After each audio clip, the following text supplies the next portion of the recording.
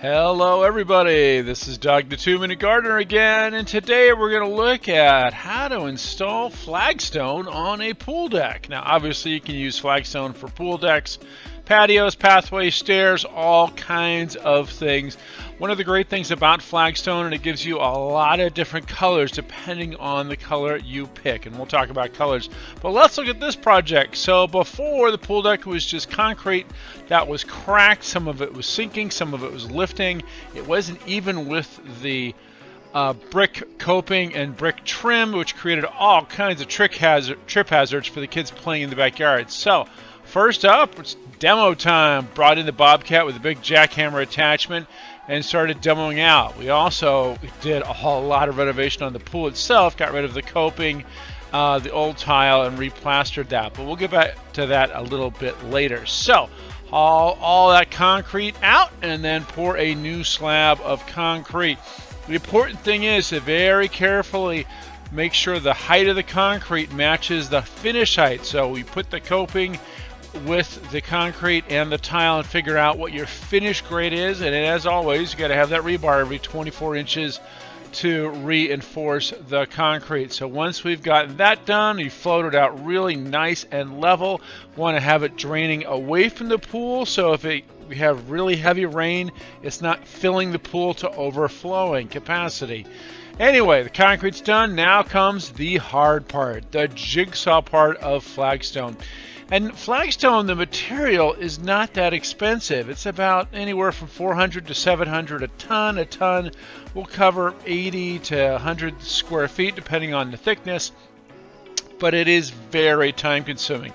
So as you can see, the guys here are finding all the individual pieces, and we use 6 tons on this particular job to cover about 850 square feet. But there is a lot of time-consuming. Lift it, measure it, move it, try another piece, figure out which piece looks best.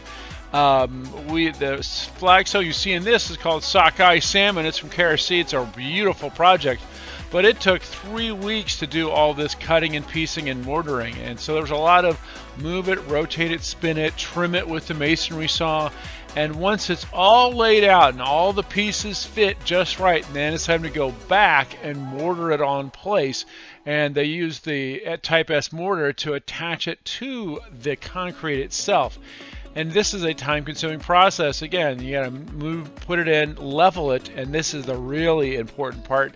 You always gotta make sure to really level it carefully so that you don't have trip hazards if you don't set that concrete exactly level with the next one next to it. So, like I said, it was a time-consuming process. It took the guys 3 weeks to get all this pieced out, cut out, mortared in place. And then after they did that, they cleaned it up a little to get ready for the big mortar install. So here's what it looks like before you get to the mortar part. Everything's all pieced together nicely.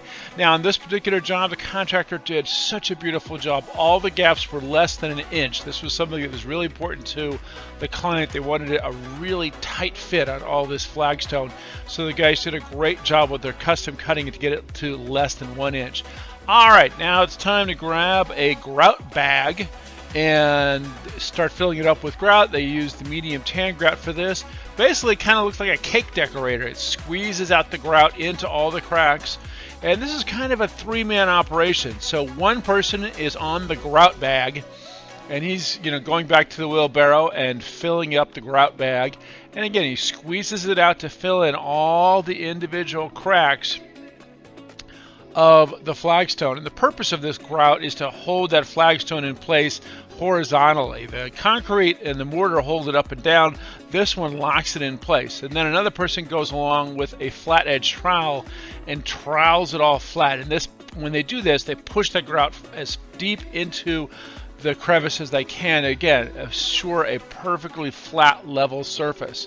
The third person then comes along with the sponge and the water with the knee pads and cleans all that excess grout off. So it's important to do that all in the same shot so the grout is still wet and workable to to clean it all off and then let it all completely dry.